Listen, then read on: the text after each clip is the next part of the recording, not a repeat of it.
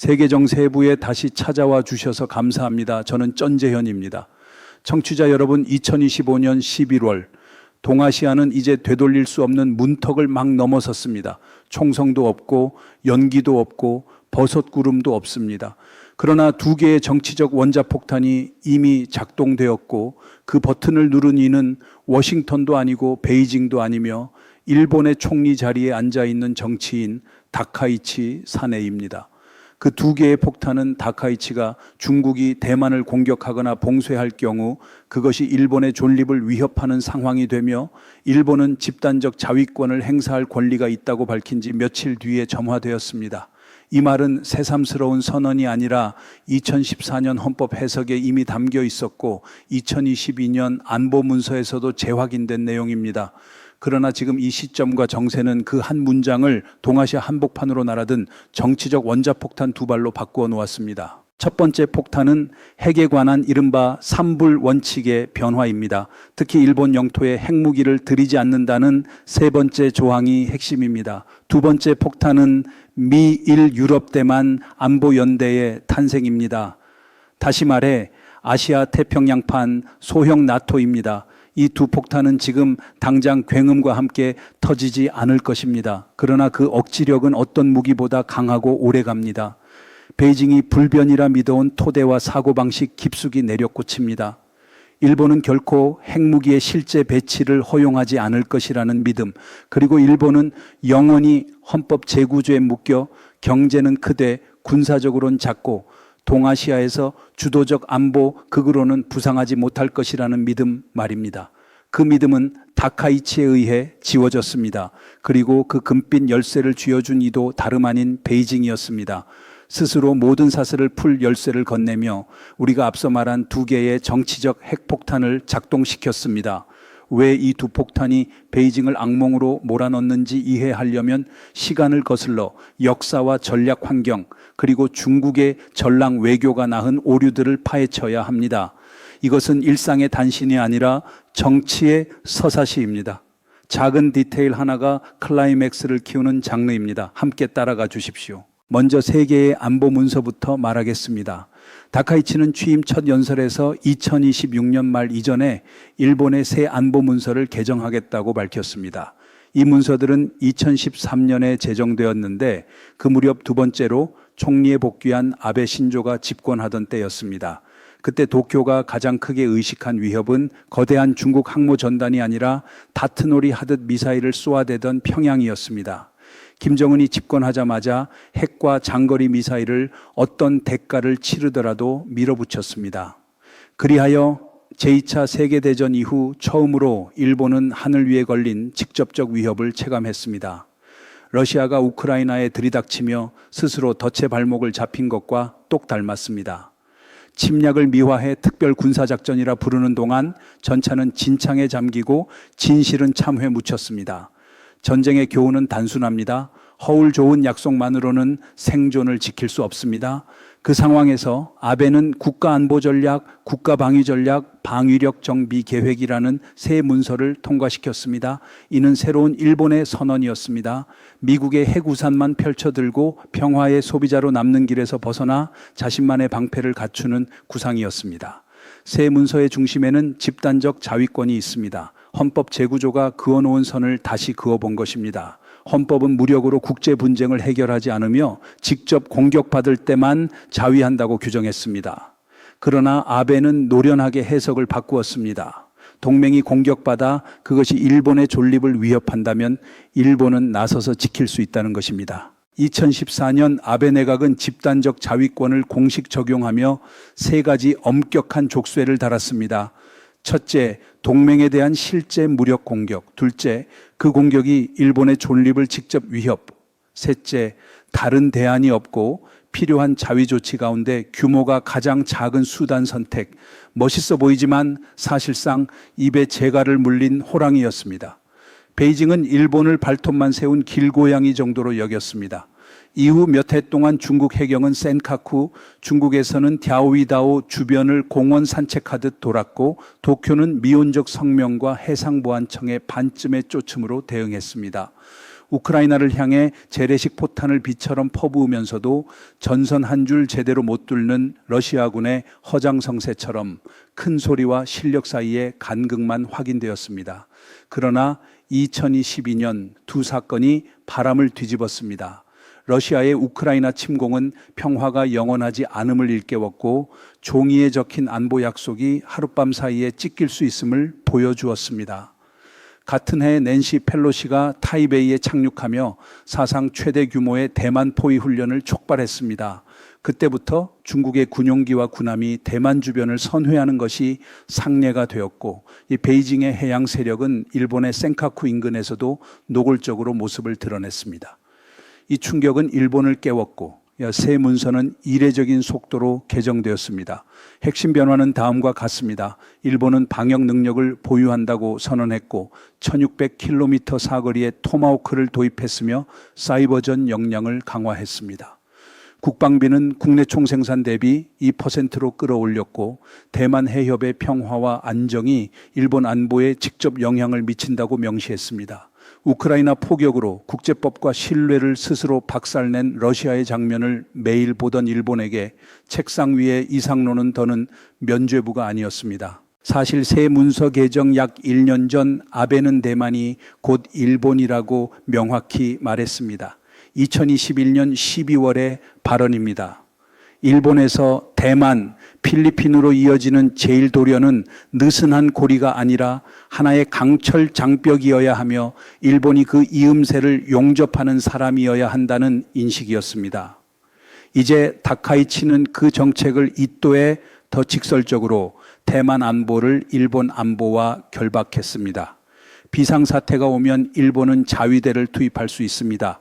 대만 해협에서 전쟁이 나면 일본은 미국의 대만 정책에서 기둥이 됩니다. 그러면 중국은 미국뿐 아니라 일본의 군사력과도 마주하게 됩니다. 우크라이나에서 러시아가 마주한 현실처럼 과장된 지도 위의 화살표가 아니라 실제의 손실과 피로 누적된 전선과 마주하게 됩니다. 다카이치의 새 문서 개정은 당연히 중국을 건드립니다. 만약 중일 관계가 따뜻했다면 야당의 반대가 거셌을 것입니다. 그러나 중국의 전랑 외교 덕분에 변화의 속도는 오히려 더 빨라질 가능성이 큽니다. 중일의 긴장은 도화선이고 베이징의 거친 태도는 점화기입니다. 개정에서 가장 큰 충격은 일본의 핵 태도입니다. 본격적으로 들어가기 전에 역사적 맥락을 보겠습니다. 전쟁 이후 중일은 국교를 정상화했습니다. 일본 총리로서는 다나카 가쿠에이가 처음 중국을 방문했습니다. 그때부터 오늘날까지 아베 신조에 이르기까지 일본은 여러 차례 중국에 겸손을 보였습니다. 2014년 에이펙 정상회의에서 아베가 시진핑에게 다가가 악수했지만 시진핑은 얼음처럼 굳은 얼굴로 응답했습니다. 왜 이렇게까지 왔을까요? 다나카 가쿠에이의 정상화 이후 일본은 중국과의 관계 복원을 적극 추진했습니다. 중국이 개혁 개방을 시작했을 때 일본은 ODA를 꺼내 들었습니다. 1979년부터 2022년까지 이어진 지원은 무상원조, 기술협력, 저리장기 차관으로 구성되었고 특히 차관의 비중이 컸습니다. 이 돈으로 중국은 철도, 도로, 항만, 공항 등 핵심 인프라를 지었습니다. 일본은 가장 먼저 중국에 공적 개발 원조를 제공한 나라였습니다. 이후 미국, 영국, 독일, 몇몇 유럽 국가들도 뒤따랐지만 가장 많은 비중은 일본이었습니다. 여러 해 동안 일본의 원조는 중국이 받은 해외 원조의 절반을 훌쩍 넘겼습니다. 대략 2020년 즈음 일본의 대중개발 지원 총액은 수백억 엔 단위를 넘어섰습니다. 상환이 필요한 저리 차관만도 3조 3천억 엔 규모에 달했고 무상원조는 1,576억 엔, 기술협력은 1,851억 엔이었습니다. 러시아가 에너지로 유럽을 억누르려다 가격 급등과 제재의 역풍을 맞듯 호의와 의존은 금세 정치의 계산으로 바뀝니다. 2000년 이후 중국이 세계 2위의 경제라 자임했어도 일본의 지원은 계속되었습니다. 어떤 이가 말하듯 그저 돈을 빌려줬을 뿐이라면 조건을 봐야 합니다.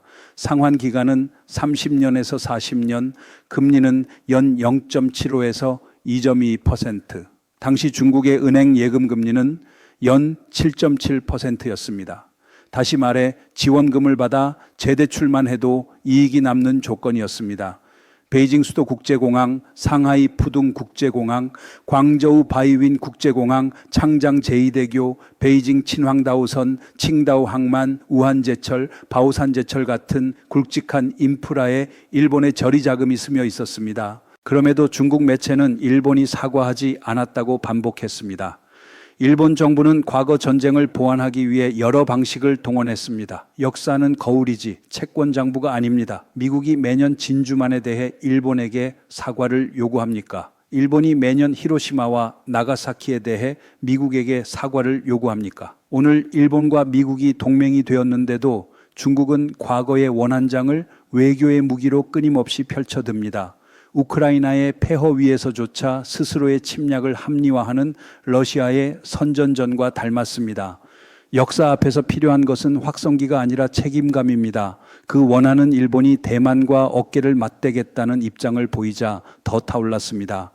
1월 1일 교도통신은 다카이치 정권이 핵무기 삼불 원칙의 수정을 검토 중이라고 보도했습니다. 일본 정치 특유의 시험풍선 띄우기였습니다. 바람의 방향을 보는 절차입니다.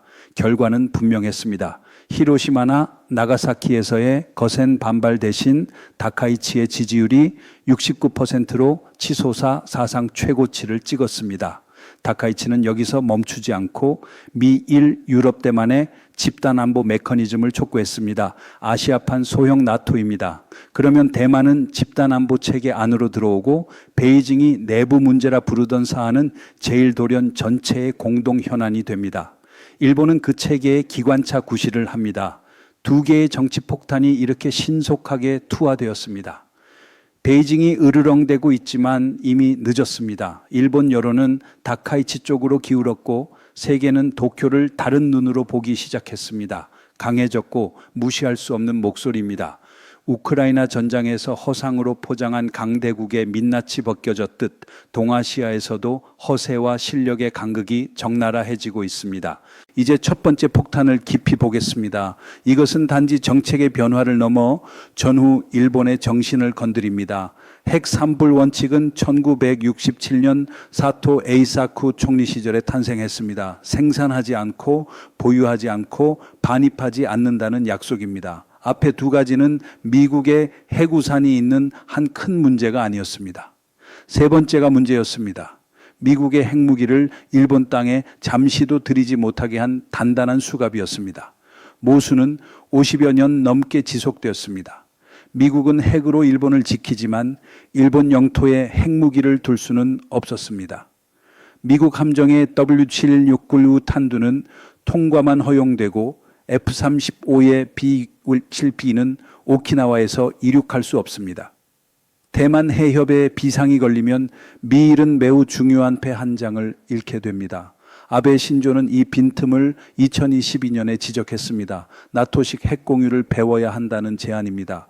미국이 사용 권한을 쥐고 일본이 발사 플랫폼을 제공하는 방식입니다. 목적은 억지입니다. 미국의 해구산이 진짜이며 실제로 사용할 준비가 되어 있음을 적에게 각인하는 것입니다.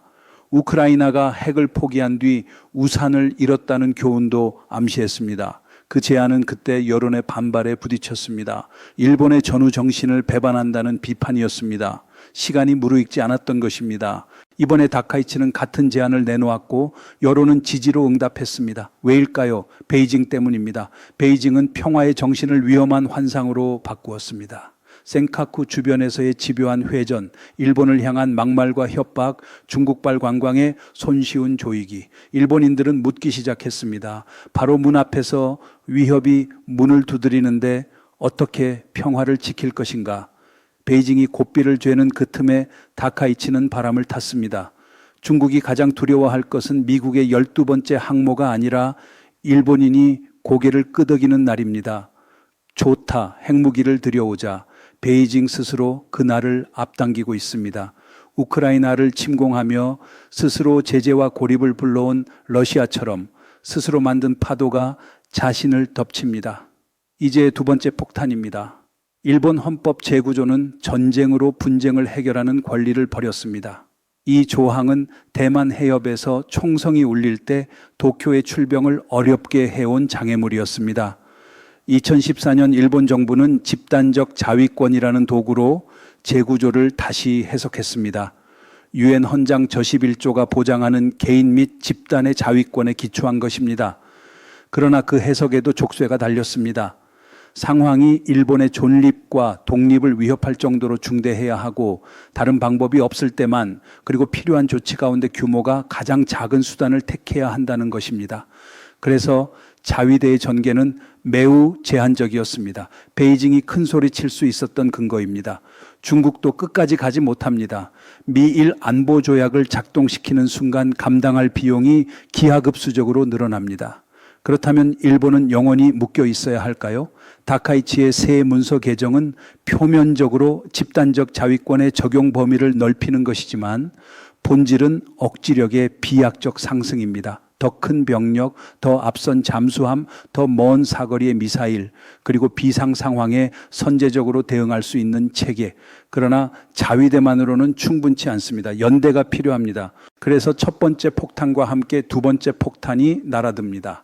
미일 유럽 대만의 반공식 안보연합, 아시아 태평양판 나토입니다. 이 지역에는 이미 러시아, 중국, 북한의 반공식 군사축이 있습니다. 그에 대응하는 균형이 필요합니다. 이것은 수동적 방어 동맹이 아니라 능동적 억지 메커니즘입니다. 그 순간 대만은 더는 베이징의 내부 문제가 아닙니다. 규슈에서 오키나와 대만을 지나 필리핀의 루손으로 이어지는 제1도련의 핵심 고리가 됩니다. 이 제한대로라면 대만은 집단 안보 체계로 들어옵니다. 베이징이 가장 두려워하는 그림입니다. 이번 중일 긴장에서 다카이치의 국내 정치 계산도 있습니다. 하원에서 자민당 의석이 줄어 연립이 필요하고 자민당 내부에도 파벌이 많습니다. 큰 변화를 이루려면 외부의 촉매가 필요합니다. 그 촉매는 시진핑이었습니다. 전랑 외교는 각본보다 더 열정적으로 그 역할을 수행했습니다.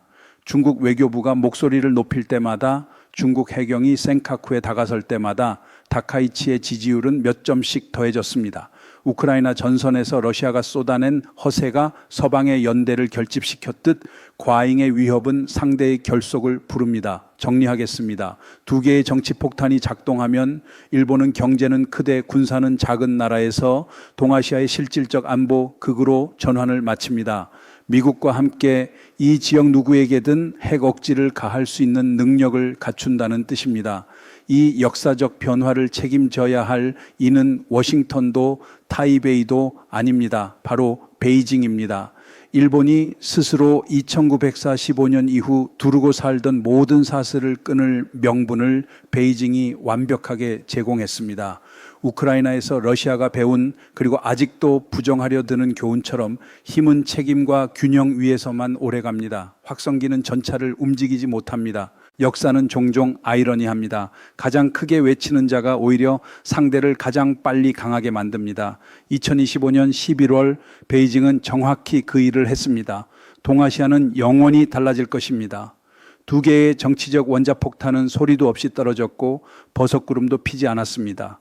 그러나 10년 뒤 우리가 돌아볼 때 바로 지금이 진짜 역사가 시작된 순간이었음을 깨닫게 될 것입니다. 오늘 세계정세해부는 여기에서 마치겠습니다. 여러분의 의견을 기다립니다. 고맙습니다.